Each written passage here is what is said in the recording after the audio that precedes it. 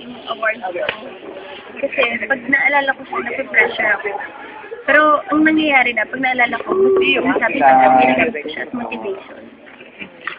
Kasi pag mas nanguha yung kunwari, tinaghan ako, mas nape-pressure ako, baka ma-apektuhan sa bakit.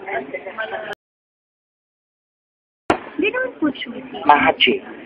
Hindi naman po choosy. Kumbaga, sana yung tatanggapin ko, yung alam kong hindi ko awkward gagawin or yung hindi maganda para sa akin, hindi feeling.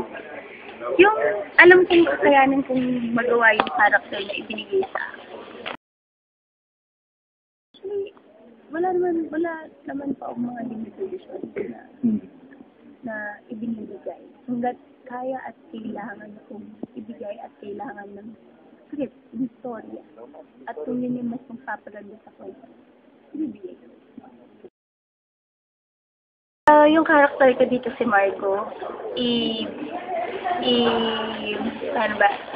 Parang si Margo, siya yung sapatos na makinang, mamahalin. Pero hindi nagagamit. Nasa loob lang siya ng kahon. Kasi diba yung kwento namin, parang yung sinasabi, bawat suot, ang sapatos ang nagbibigay. Ang nagsasabi ko, anong totoong personalidad ng mga tao. Parang depende. Kasi diba tayo, yung mga binibili natin sapatos, kung ano yung taste natin, kung karakter ko to. Bagay. So parang gano'n.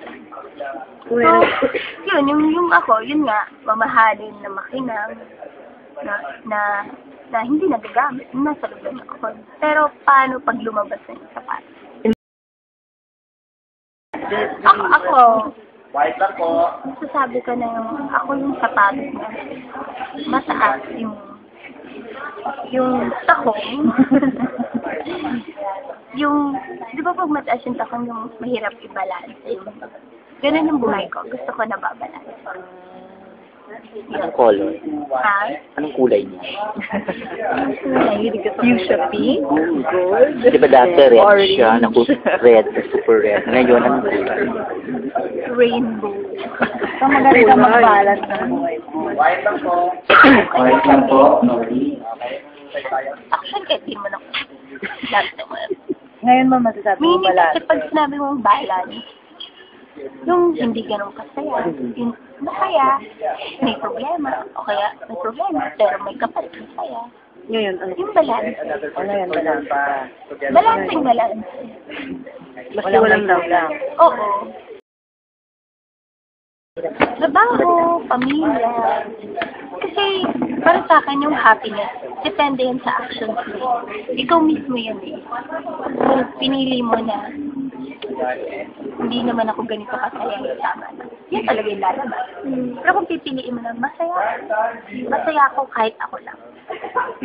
Lalabas yun eh. Happy ka na ngayon. Okay po ako. Move on. Yes. Kailangan. Nag-entertain ka ba? Wala pa. Wala pa. Sasabihin sa'yo. Ano nagpaparamdam? Wala pa. May mga nagtitext, pero hindi ko masyado pang nare-replyan. Hindi ka talaga nagre-reply.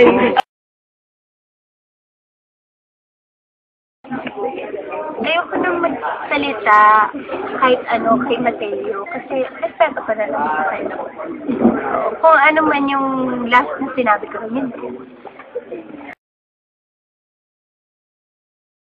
Kung may chance kang ipaglaban mo, gusto mo kunin? Opo naman.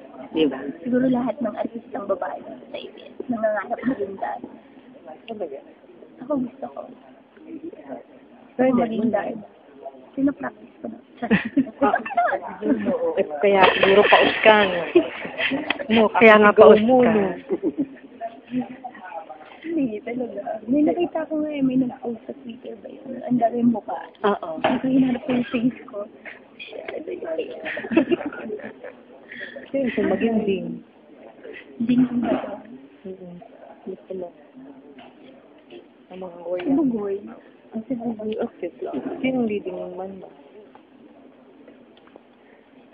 Yun, ang gusto niya.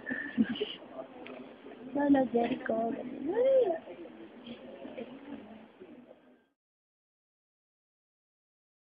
sa akin lahat ng pwedeng kainggitan. Kami lang naman yung may-ari ng pinakamalaking pagawaan ng sapatos dito sa Pilipinas. Karangyaan ang nakagis ng buhay, ngunit ito'y hindi tunay na kanya. Narinig niyong tinawag siyang ampon ng bisita. Wala tayong sasabihin. Hindi nila alam, mahirap maging ako. We will always be proud of you. Gusto na naman ni Mami, pag malaki ako, di ba? Siya si Margo, ang anak na hindi hahayaang maagaw ang lahat. Ayaw na kita makilala pa. Huwag mo na akong kakausapin. Because you don't know me. You just know my name. Lalaban para sa karapatan. Two-time Best Actress, Maha Salvador sa Ina, Kapatid, Anak, Malapit Na.